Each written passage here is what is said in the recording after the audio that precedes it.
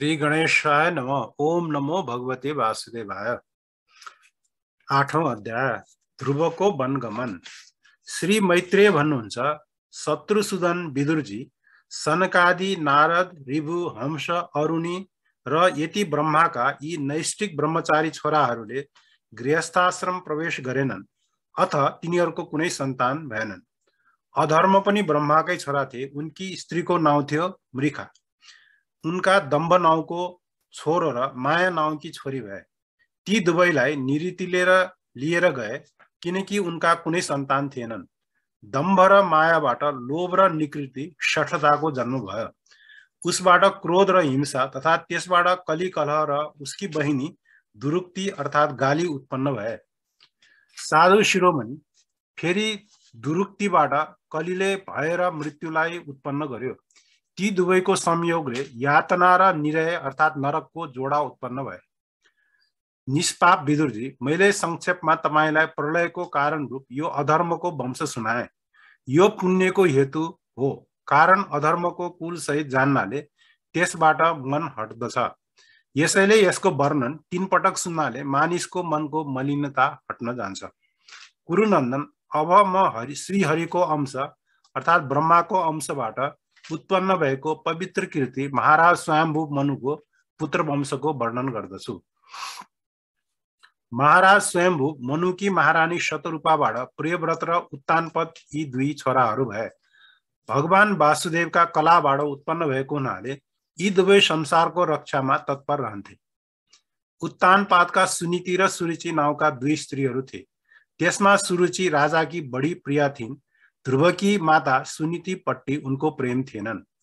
एक दिन राजा उत्तानपादले सुरुचिको छोरा उत्तमलाई काखमा लिएर खुवाइरहेका थिए। त्यसै बेला ध्रुव पनि काखमा बस्न चाहे, तर राजाले उनलाई प्यार गरेनन्। त्यस बेला घमण्डले भरिएकी सुरुचिले आफ्नी सौताकीको छोरा ध्रुवलाई राजाको काखमा आउने कोसिस गरेको देखिन् र राजाको अगाडि नै तिनले डाहापूर्ण शब्दमा भनिन्, छोरा, तिमीलाई राजसिंहासनमा बस्ने अधिकार छैन। तिमी राजपुत्र भएर के भयो? तिमीलाई मैले आफ्नो कोखबाट जन्माएको होइन। तिमी अहिले बच्चै छौ। अर्कै स्वास्नी मानिसबाट आफूले जन्म लिएको भनी थाहा छैन। यसैले तिमी दुर्लभ कुराको इच्छा गरिरहेका छौ। तिमीलाई राज सिंहासनको इच्छा भए तपस्या गरेर परम पुरुष श्री नारायणको आराधना गर र उहाँको कृपाले मेरो गर्भमा आएर जन्म लिऊ। श्री मैत्रेय भन्नुहुन्छ, विदुरजी, लट्ठीको चोट खाएर जसरी सर्पले फुङ्कार गर्दछ त्यस्तै हिसाबले सौतनी आमाको कठोर वचनले घायल भएर ध्रुव रिसले चुर भएर लामो लामो सास लिन लागेर आफ्ना पिताले यी सब चुपचाप हेरिरहेकोले रुँदै आफ्नी आमा कहाँ गए। बालक ध्रुवका दुवै ओठ फरफराइरहेका थिए। सुनीतिले उसलाई काखमा लिइन् र राजमहलका आफ्ना मानिसहरूबाट सौता सुरुचिले भनेकी कुराहरू सुनेर तिनलाई बडो दुःख भयो। तिनको धैर्य टुट्यो। तिनी दावानलले जलेको बेल समान शोकले सन्तप्त भएर डाँको छोडेर रुन लागिन्। सौताको कुरा याद आयो कि तिनका कमल जस्ता आँखाहरू आँसुले भरिन्थे। ती बिचरीको दुःखको अन्त कहीँ देखिँदैन थियो। अनि तिनले गहिरो सास फेरेर ध्रुवलाई भनिन्, छोरा, तिमीले अरूकै कुनै प्रकारको अमङ्गलको कामना नगर। जसले अर्कालाई दुःख दिन्छ त्यसले आफैले त्यसको फल भोग्नु पर्नेछ। सुरुचिले जे भनिन् सबै ठिक हो। महाराज, मलाई पत्नी त के एउटी टहल गर्ने कमारीको रूपमा सम्म पनि स्वीकार गर्न लाज मान्नुहुन्छ। तिमीले म अभागीको गर्भबाट जन्म लियो र तिमी मेरो दूधबाटै पालिएको छोरा। तिमी राजकुमार उत्तम जस्तै राज सिंहासनमा बस्न चाहन्छौ भने तिम्रा सौतेनी आमाले सच्चा कुरा भनेकी छिन्। द्वेष भाव छोडेर त्यसैलाई पालना गर। श्री अधोक्षक्ष भगवानको चरण कमलको आराधनामा लाग। हेर, संसारको पालना गर्न सत्व गुणलाई अंगीकार गर्नुहुने उनी श्रीहरिका चरणहरूको आराधना गर्नाले नै तिम्रा बराजु श्री ब्रह्मालाई त्यो सर्वश्रेष्ठ पद प्राप्त भएको छ जसको मन र प्राणहरूलाई जितेका मुनिजन पनि वन्दना गर्दछन्। तिम्रा बाजे स्वयम्भू मनुले पनि ठुल्ठुलो दक्षिणा चढाउनु पर्ने यज्ञहरूद्वारा अनन्य भावले उनै भगवानको आराधना गर्नुभएको थियो। अनि उहाँलाई अति दुर्लभ लौकिक र अलौकिक सुख तथा अन्तमा मोक्ष पद प्राप्त भयो। यसैले छोरा, तिमी पनि उनै भक्तवत्सल श्री भगवानकै आश्रय ल्याऊ। जन्म मृत्युको चक्रबाट छुट्ने इच्छा गर्ने मुमुक्ष व्यक्ति निरन्तर उहाँकै चरण कमल मार्गको खोज गर्ने गर्दछन्। तिमीले स्वधर्म पालनले पवित्र भएका आफ्नो चित्तमा श्री पुरुषोत्तम भगवानलाई बसाउ र सबैको प्रेम छोडेर उहाँकै भजन गर। छोरा, ती कमलदल लोचन श्री हरि बाहेक तिम्रो दुःख हर्ने मैले अरू त केही देखिन। जुन लक्ष्मीजीको कृपा दृष्टिको निम्ति ब्रह्मादि सारा देवता लालायित रहन्छन्, ती लक्ष्मी पनि दीपक जस्तै हातमा कमल लिएर निरन्तर उहाँकै खोजे गर्ने गर्छिन्। श्री मैत्रेय भन्नुहुन्छ, माता सुनीतिले रुँदै भनेको यस्तो सार्थक कुरा सुनेर ध्रुवले बुद्धिद्वारा आफ्नो चित्तलाई शान्त पारे। त्यसपछि उनी आफ्ना बाबुको शहरबाट निस्के। यी सबै समाचार सुनेर ध्रुव के गर्न चाहन्छन् भन्ने बुझेर नारद त्यहाँ आउनुभयो। नारदले ध्रुवको शिरलाई आफ्नो पापनाशक करकमलले सुमसुम्याउँदै मनमनै विस्मित भएर भन्नुभयो, अहो, क्षत्रियहरूको कस्तो अद्भुत तेज! तिनीहरू अलिकति पनि मान भङ्ग भएको सहन सक्दैनन्। हेर, अहिले यो सानो बच्चा छ, तैपनि यसको हृदयमा सौतेनी आमाको कटु वचनले घर जमाएको छ। फेरि उहाँले ध्रुवलाई भन्नुभयो, बाबु, तिमी अहिले केटाकेटी छौ, खेलकुदमै मस्त रहन्छौ। मैले त बुझिन, यो उमेरमा पनि के कुराले तिम्रो सम्मान वा अपमान हुन्छ। तिमीलाई मानपानमा विचारै भए पनि छोरा, मानिसको असन्तोषको कारण मोह सिवाय अरू केही होइन। संसारमा मानिस आफ्नो कर्म अनुसार नै मान अपमान या सुख दुःख आदि विभिन्न अवस्थामा पुग्दछन्। भगवानको गति बडो विचित्र छ। यसैले त्यसमा विचार गरेर बुद्धिमान मानिसले दैववश उसले जस्तो परिस्थितिको सामना गर्नु पर्दछ त्यसैमा सन्तुष्ट रहनु पर्दछ। आमाको उपदेशले तिमी योग साधनाद्वारा जुन भगवानको कृपा पाउन हिँडेका छौ, मेरो विचारमा साधारण मानिसको निम्ति उहाँको आराधना गर्न चामचुने कुरा होइन। योगीहरू अनेकौं जन्ममा अनासक्त रहेर समाधि योगद्वारा बडो कठोर साधनाहरू गर्दै रहन्छन्, तर भगवानको बाटोको पत्ता लगाउन सक्दैनन्। यसैले तिमी यो व्यर्थको हटलाई छोडिदेऊ र घर फर्क। ठुलो भएपछि परमार्थ साधनको समय आएपछि त्यसको निमित्त प्रयत्न गर्नु। विधाताको विधान अनुसार सुख दुःख जे पाइन्छ त्यसैमा चित्तलाई सन्तुष्ट राख्नु पर्दछ। मानिसले आफूभन्दा बढी गुणमानलाई देखेर प्रसन्न हुनुपर्छ र आफू सरहकासँग मित्रभाव राख्नुपर्छ। यसो गरेमा त्यसलाई दुःखले कहिल्यै दबाउन सक्दैन। ध्रुवले भने, भगवान, सुख दुःखले चित्त चञ्चल हुने मानिसहरूको निम्ति शान्तिको यो बहुतै राम्रो उपाय तपाईले कृपा गरेर बताउनु भयो, तर म जस्तो अज्ञानीको दृष्टि यहाँसम्म पुग्न सक्दैन। मेरो कल्याण पनि यसैमा भए तापनि क्षत्रिय हुनाले मेरो प्रकृति बडो उग्र छ, स्वभाव पनि बडो उद्धत। आमा सुरुचिका वचन बाणहरूले छिया छिया भएको कारणले मेरो मनमा अहिले यी कुरा अड्दैनन्। ब्राह्मण, म त्यो पदमा अधिकार गर्न चाहन्छु जुन त्रिलोकमा सर्वश्रेष्ठ छ र जसमा मेरा बाबु बाजे पनि आरूढ हुन सकेनन्। तपाई मलाई त्यसको प्राप्तिको राम्रो बाटो बताउनुहोस्। तपाई भगवान ब्रह्माका पुत्र हुनुहुन्छ र संसारको कल्याणको लागि वीणा बजाउँदै सूर्यसरी त्रिलोकमा घुम्नुहुन्छ।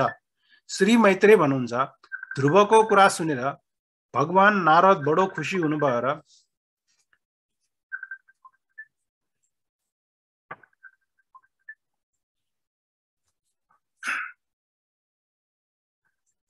सर अर्को यहाँ कल एउटा सुनेर नारद बडो खुसी हुनुभयो र उनलाई कृपा गरेर यस प्रकारले सदुपदेश दिन लाग्नुभयो।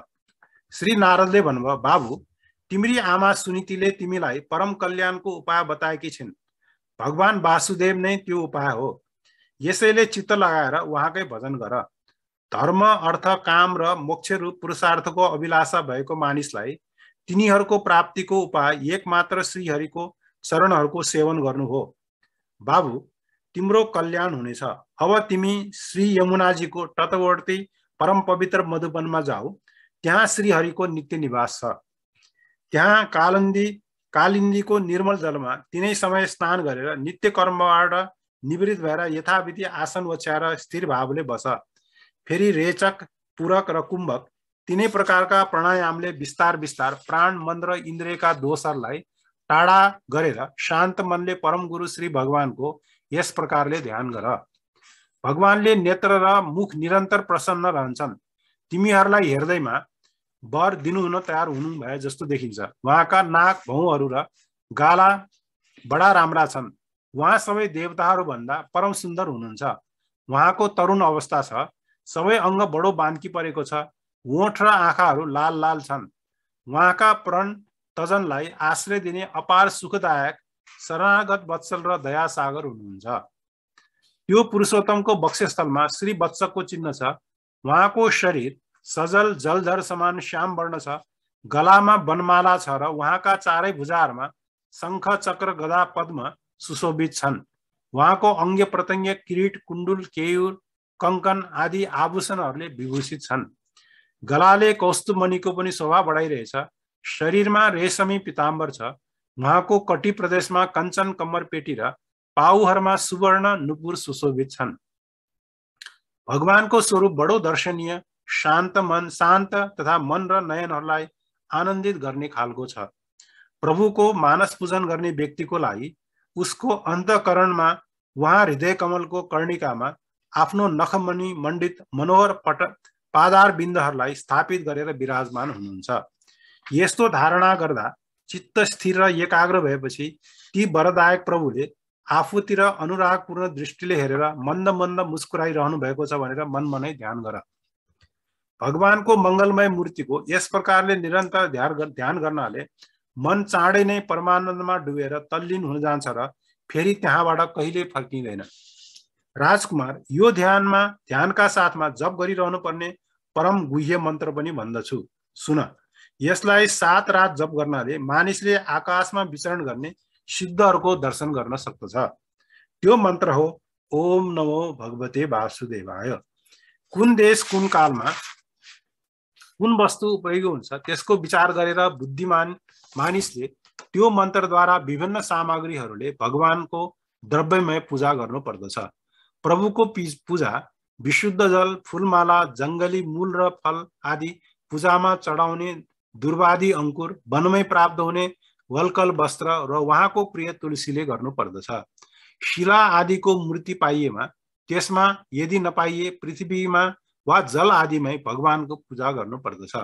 सर्वथा संयत चित्त, मननशील, शान्त र मौन रहेर तथा जंगली फलमूल आदिकै परिमित आहार गर्नुपर्छ। यो बाहेक पुण्यकीर्ति श्रीहरिले आफ्नो अनिर्वचनीय मायालाई स्वीकार गर्नु भएर आफ्नै इच्छाले अवतार लिनु भएर जुन जुन मनोहर चरित्र गर्नुहुन्छ तिनीहरूको मनमनै चिन्तन गर्दै रही प्रभुको पूजाको निम्ति जुन जुन उपचारहरूको विधान गरिएको छ तिनीहरूलाई मन्त्रमूर्ति श्री हरिको द्वादशाक्षर मन्त्रद्वारा नै अर्पण गर्नु पर्दछ। मन, वाणी र शरीरले हृदयस्थित हरिको भक्तिपूर्वक पूजा गरेपछि उहाँले निश्चल भावले आफ्नो त्यस भक्तको भावलाई बढाउनुहुन्छ र उसलाई उसको इच्छा अनुसार धर्म, अर्थ, काम र मोक्ष रूप कल्याण प्रदान गर्नुहुन्छ। उपासकलाई इन्द्रिय सम्बन्धी भोगहरूबाट वैराग्य भइसकेको भए उसले मोक्ष प्राप्तिको निम्ति अत्यन्त भक्तिपूर्वक अविच्छिन्न भावले श्री भगवानको भजन गर्नुपर्छ। श्री नारदबाट यस प्रकार उपदेश पाएर राजकुमार ध्रुवले नारदलाई परिक्रमा गरेर प्रणाम गरे। त्यसपछि उनी भगवानका चरण चिन्हहरूले अंकित परम पवित्र मधुवनतिर गए। ध्रुव तपोवनतिर गएपछि नारद महाराज उत्तानपदको महलमा पुग्नुभयो। राजाले उहाँलाई यथायोग्य उपचारले भावसहित पूजा गरे अनि उहाँले आरामसँग आसनमा बस्नु भएर राजालाई सोध्नुभयो। श्री नारदले भन्नुभयो, राजन, तपाईको मुख सुकेको छ। तपाई धेरै बेरदेखि कुनै सोच विचारमा पर्नु भएको छ कि? तपाईको धर्म, अर्थ र काम कुनैमा केही कम भयो कि? राजाले भने, ब्राह्मण, म बडो स्त्री लम्पट र निर्दयी छु। मैले आफ्नो 5 वर्षको सानो बच्चालाई त्यसकी आमासँगै घरबाट निकालिदिएँ। मुनिवर, त्यो बडो होनहार थियो। त्यसको कमल जस्तो मुख भोकले ओलाइएको होला। त्यो थाकेर कहीँ बाटोमा लडिरहेको होला। ब्राह्मण, त्यो एक्लो बच्चालाई वनमा कहीँ जन्तुले नखाओस्। ओहो, म चरम सीमाको स्त्रीको दास हुँ। मेरो कुटिलता हेर। त्यो बालक प्रेमवश मेरो काखमा बस्न चाहन्थ्यो, तर मैले त्यसको अलिकति पनि मन राखिन। म बडो दुष्ट छु। श्री नारदले भन्नुभयो, राजन, तपाईँ आफ्नो बालकको चिन्ता नगर्नुहोस्।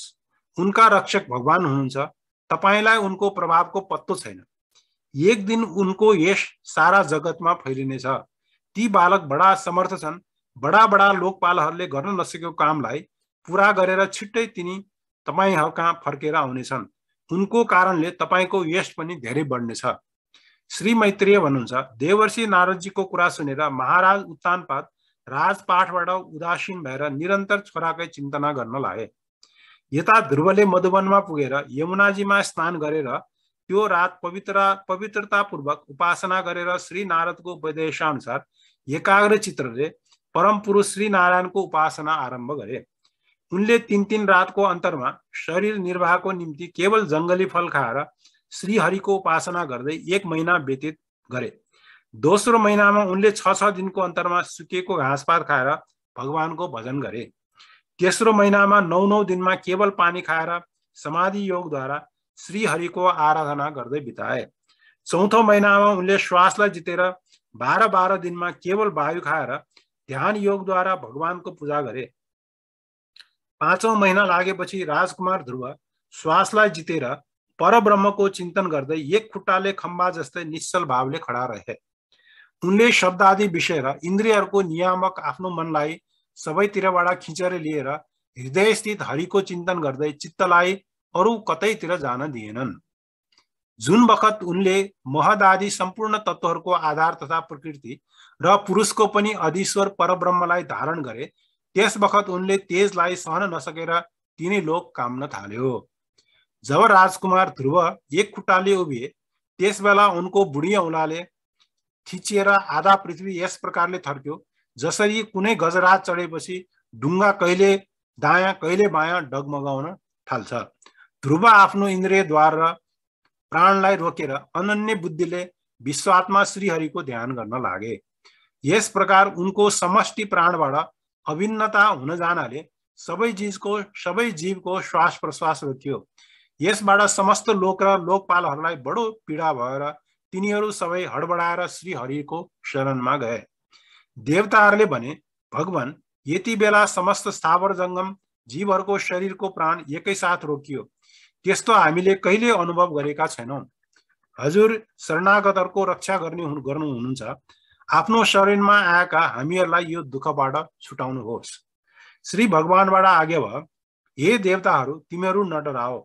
उत्तानपदको छोरा ध्रुवले आफ्नो चित्तलाई म विश्वात्मामा लीन गरिदिएका छन्। यस बखत मसँग उनको अवैध धारणा सिद्ध भएको छ। यसैले उनको प्राण निरोधले तिमीहरू सबैको प्राण पनि रोकिन गएको छ।